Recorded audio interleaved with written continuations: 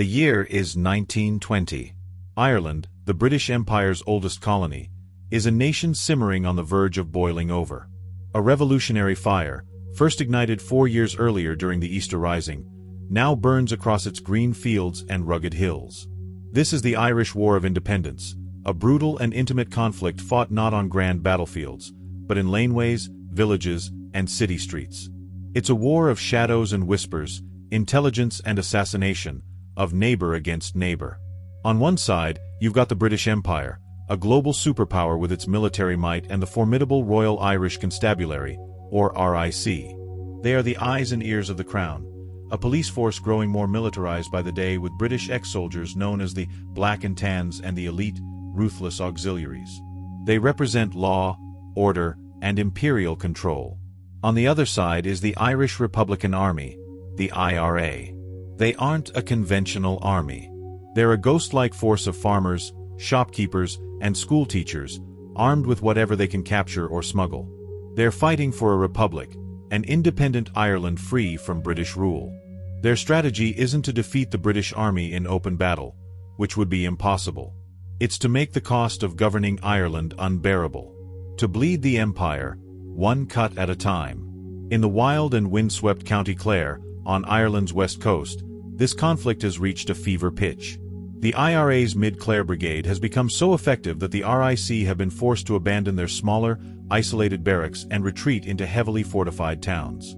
This gives the IRA freedom to move, train, and plan. But this freedom is useless without one crucial resource: weapons.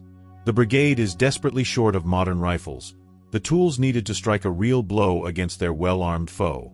This desperation would give birth to a plan so audacious, so meticulously crafted, it would go down in the annals of guerrilla warfare.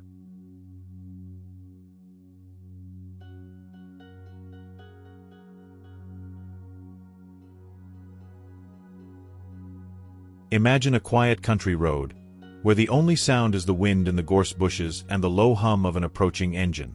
Inside a Crossley tender lorry sit 6 men of the Royal Irish Constabulary, rifles in hand, secure in their routine patrol. They are the fist of a global empire, hunting for rebels. But they're about to learn a fatal lesson in predictability. Because on the hill above them, hidden from view, another group of men is waiting. They've been watching this patrol for weeks. They've chosen this ground with a killer's precision. They are outnumbered, outgunned, and have only 9 modern rifles among them. They weren't driving along a patrol route, they were driving into a kill zone, one that was flawlessly designed and brutally executed. This is the story of how 9 rifles, immense courage, and ruthless tactics turned a country lane into a graveyard and sent shockwaves through the British establishment.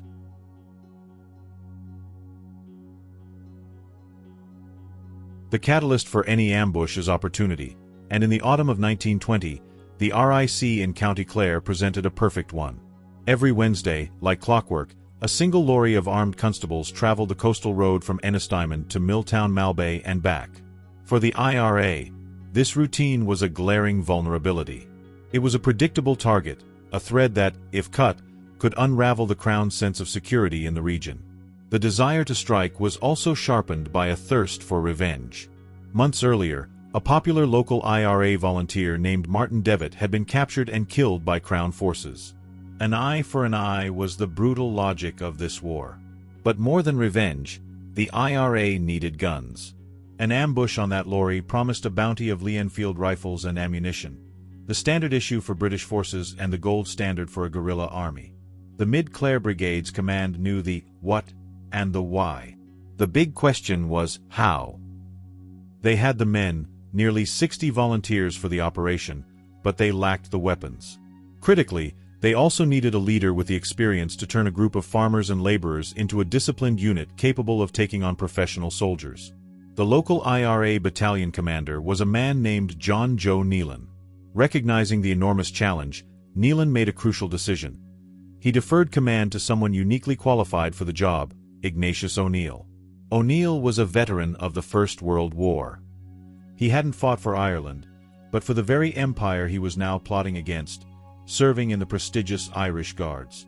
He had survived the industrial slaughter of the Western Front and understood the mechanics of modern combat: fire and movement, fields of fire, and the absolute necessity of discipline under pressure. His experience was a rare and invaluable commodity within the IRA. Under O'Neill's direction, the plan took shape as a model of guerrilla thinking. Used terrain, local knowledge, and surprise to negate the enemy's superior firepower. The location was key. O'Neill chose a spot on the main road at Drummond Hill, just east of the hamlet of Rineen. Here, the road narrowed and climbed, forcing any vehicle to slow down. On one side, the hill rose steeply, offering a perfect elevated firing position with plenty of cover from rocks and bushes. On the other side was a low stone wall, and beyond that, boggy ground. There was no easy escape. O'Neill had chosen a natural funnel, a perfect killing ground. He divided his force. The core of the unit, the men who would spring the trap, consisted of just 10 men. 9 of them were the brigade's precious riflemen, and with them was a bomber armed with grenades. They were positioned on the high ground overlooking the road. The rest of the force, armed with less effective shotguns and a few handguns, were placed to protect the flanks and block any escape or reinforcement. The plan was brutally simple. They would let the lorry pass on its way to Milltown Malbay. On its return journey, as it slowed for the hill, the bomber would throw his grenades. This would be the signal for the 9 riflemen to open fire in a coordinated volley, overwhelming the constables before they could even react.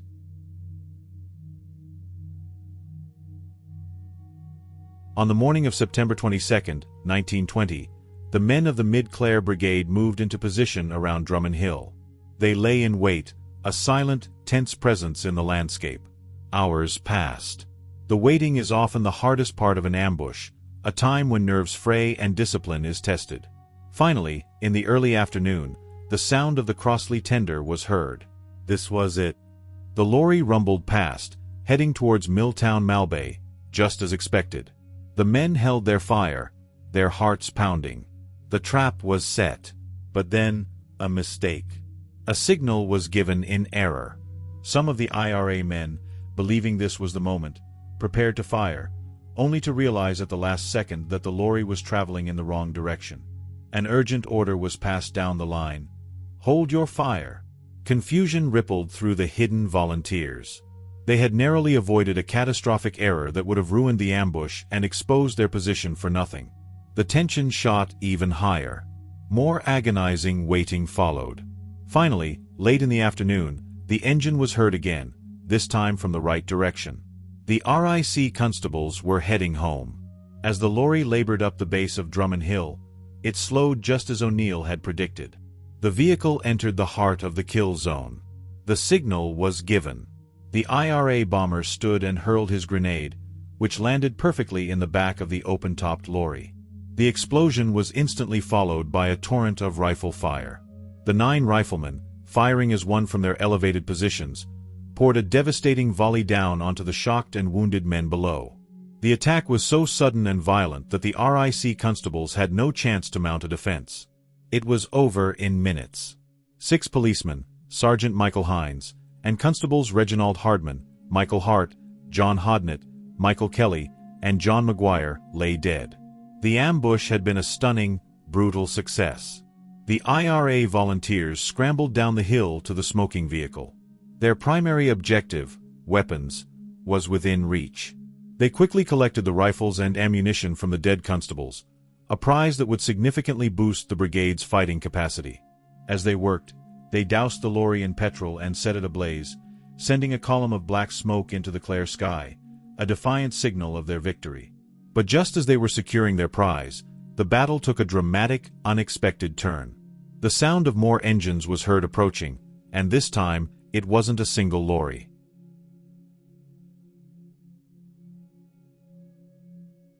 By a remarkable coincidence, a large military convoy of about 150 British soldiers was in the area searching for a local magistrate who had gone missing in an unrelated incident. Having seen the smoke from the burning lorry, they raced to the scene. The IRA's small ambush party, fresh from their victory, suddenly found themselves facing a professional military force that outnumbered them more than 2 to 1. The tables had turned dramatically. What began as a perfect ambush was now a desperate fight for survival. This was the moment Ignatius O'Neill's experience proved decisive. A lesser commander might have panicked, and his unit might have scattered in a disorganized rout, only to be hunted down. But O'Neill was a soldier. He had planned for contingencies. The positions he'd chosen weren't just good for an attack, they were also defensible. He gave the order to stand and fight. The IRA volunteers, using the same high ground and rocky cover that had served them so well, prepared for a second battle. What followed was a testament to their discipline. The 9 riflemen, now acting as skilled marksmen, engaged the arriving British soldiers. 4 hours, this small band of IRA volunteers held off a vastly superior force. They used their intimate knowledge of the terrain, moving from position to position, creating the illusion of a larger force and keeping the soldiers pinned down. The British, expecting to roll over a ragtag group of rebels, instead found themselves in a prolonged, deadly firefight, taking casualties as they struggled to advance over the boggy, unfamiliar ground. Under the relentless pressure, O'Neill conducted a masterful fighting retreat. He didn't just tell his men to run. He organized a phased withdrawal, with one section providing covering fire while another pulled back to a new defensive position. This leapfrogging maneuver allowed the IRA to disengage in good order, melting back into the countryside they knew so well. It was an extraordinary feat of arms. They had ambushed an RIC patrol, annihilated it, and then fought a pitched battle against a large military force for hours, before slipping away with only 2 men wounded.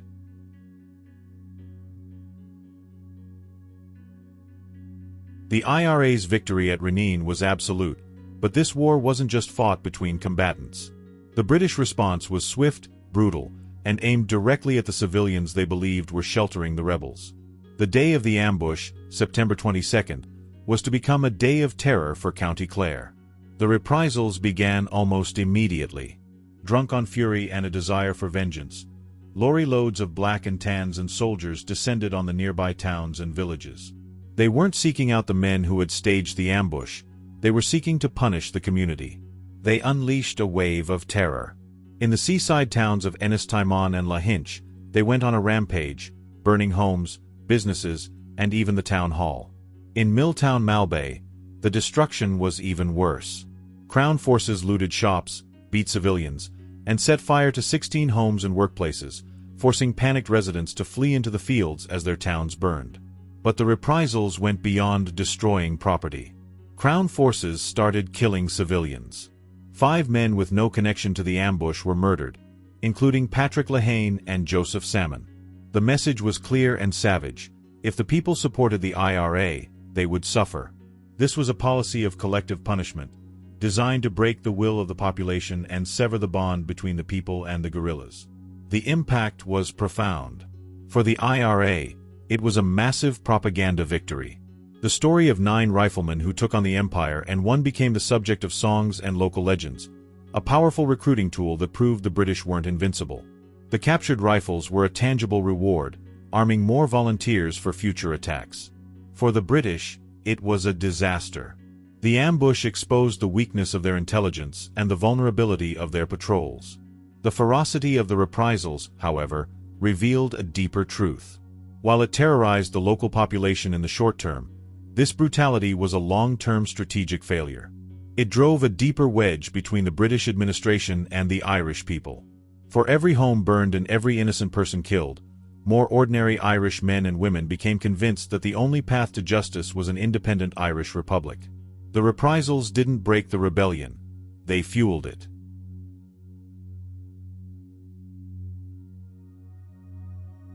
From the very beginning, the volunteers knew what they were doing. Every rifle checked, every escape route planned. Their goal was simple: to win. But they also understood that victory would not come without consequence. On the night of September 21, 1920, in the quiet of Lehane's house near Lahinch, the men of the Mid-Clare Brigade gathered. They spoke not of glory, but of preparation, of what might follow when the Crown struck back. They expected reprisals. They thought Milltown Malbay would be attacked, as it had been before. Plans were made to defend it, to brace for a predictable response. What they did not foresee was the scale of the fury that was about to descend, not just on Milltown, but on Lahinch, Ennistimon, and beyond. The ambush at Rineen had humiliated the Empire. 6 constables killed, their lorry destroyed. The The Crown's vengeance came fast and without restraint. It would become one of the darkest nights of the Irish War of Independence. The reprisals began almost immediately. On the soldiers' return from the ambush site, Sean Keane, a local farmer, was shot dead on the roadside. Soon after, Charlie Lynch of Milltown Malbay was killed near his home. But it was that night that the real terror began. Just before midnight, the people of Milltown Malbay awoke to gunfire. Within moments, the streets echoed with shouts and cheers, the sound of rifle butts smashing doors and windows. Drunken, vengeful men in uniform moved from house to house, firing indiscriminately. The first to burn was the hardware shop of O'Neill's. Flames soon spread to Edward Roche's premises, then to the homes of Collins, Hayes, Marinan, and Casey. Looting followed, furniture tossed into the street, goods stolen, homes ransacked. When police finally appeared, they did little to stop the destruction. Even the home of Dr. Hillary, a respected local doctor who had recently retired from public duty, was not spared. His garage was broken into and burned, his house badly damaged. Some British soldiers, led by their officers, did try to help, pulling families from burning homes, forming bucket lines to fight the flames. But their efforts were isolated. The attackers remained until nearly dawn, leaving behind a town in ruins and a people too terrified to sleep under their own roofs for nights afterward.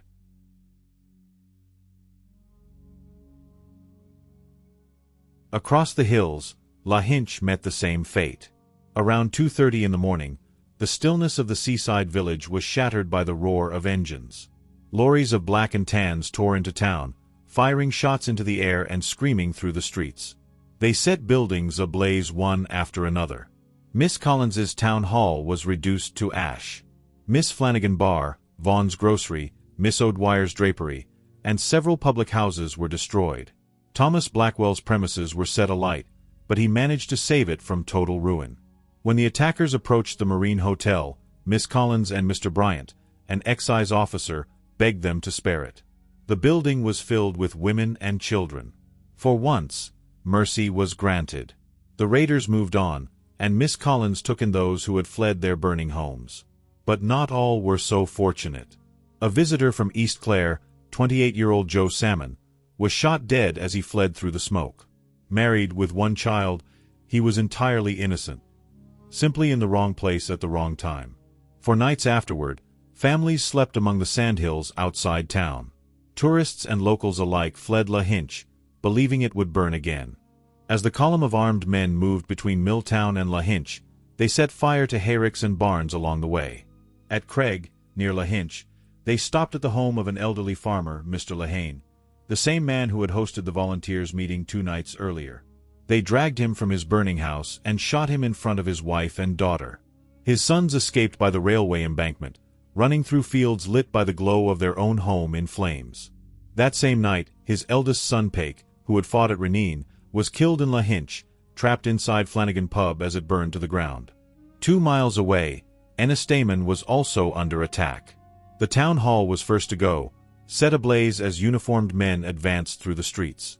They stopped at the home of Tom Connell, a 31-year-old father of 2 and a respected local trade union secretary.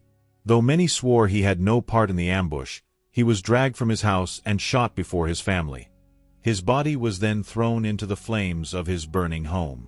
Next came Devitt's drapery shop and Marinan's next door. The fire spread quickly. Hearing cries for help, a young builder named Patrick Linane and 3 others ran to assist. They were met by a volley of gunfire. Linane, only 21, was killed instantly, another innocent victim. The following day, the bodies of Connell and Linane lay side by side in Ennistamon Church. Father Nestor, the parish priest, begged both grieving families to hold private funerals, fearing further violence. Their coffins were carried quietly to the cemetery at Churchill, followed by a town too shocked to speak. By morning, entire streets lay in ruins. Whelan's tailor shop, Clare's grocery, and Callanan's pub were burned to hollow shells. Yet amid the rubble, one strange discovery was made: a small plaster image of the Holy Face, embedded high in a surviving wall, untouched except for a single chipped corner. For many, it became a symbol of endurance. The flames continued into the next day as the attackers reached the fishing village of Liscannor, destroying more homes and property. The Irish Independent later estimated the total damage across West Clare at £100,000, an unimaginable loss for small towns already on their knees. In the aftermath, church leaders gathered in Lisdoonvarna. The Bishop of Galway and the priests of Kilfenora issued a joint statement. They called the Rineen ambush unwise beyond measure, yet condemned the British reprisals as acts of destruction upon the lives and property of innocent people, tolerated by those who should have protected them. They urged their people to remain calm, to give no cause for further bloodshed, and prayed for the souls of all who had died, those on both sides, as they said, hurled so suddenly before God's tribunal. A few days later, Bishop Michael Fogarty of Killaloe spoke in Ennis. His words captured the mood of a weary people. Mistakes and sorrows are inevitable in such a struggle. But if the country adheres to the guidance of its elected representatives, we shall win our cause, without the disasters that follow when irresponsible heads act on their own. He ended with a prayer, for the living, for the dead, and for the healing of Ireland's wounds. Even in England, the brutality caused outrage. The Westminster Gazette warned that if such vengeance continued, an undisciplined force is worse than none. If this vendetta is allowed to grow, complete anarchy will be the result. The Rineen ambush had begun as a blow against an empire, a daring strike by a small band of men. But its aftermath revealed the terrible price of war, when victory and vengeance become indistinguishable in the smoke of burning towns. The Rineen ambush is a textbook example of successful guerrilla warfare. It shows how a small, disciplined force, with smart leadership and intimate knowledge of the terrain, can inflict a devastating blow on a larger, more powerful enemy. The story of Ignatius O'Neill and his 9 riflemen isn't just about a single engagement. It's a microcosm of the entire Irish War of Independence. It captures the IRA's strategy of calculated attacks and the British Empire's tragically predictable response of brutal, counterproductive reprisals. The events of that September day show how courage, meticulous planning, and tactical discipline can, for a moment, level the playing field between a handful of rebels and a global empire. It reveals the grim reality of this type of warfare, where a tactical victory for one side is immediately followed by horrific suffering for civilians caught in the middle. The smoke that rose from the burning lorry at Rineen and the fires that consumed the towns of County Clare were signals of a changing reality. They signaled that the cost of holding Ireland was becoming unacceptably high, a cost paid in blood on quiet country roads and in the smoldering ruins of Irish homes. The 9 rifles at Rineen didn't win the war, but they fired a shot that proved the will of an empire could be challenged, and its authority bled away, one ambush at a time. If you found the story of how the IRA executed the perfect ambush in 1920 compelling, be sure to subscribe to Emerald Chronicle, the YouTube home of Ireland's history, myths, legends, and folklore. Please hit the like button for more deep dives into military history. Let us know in the comments what other historical ambushes or conflicts you'd like to see us cover. Thank you very much for watching.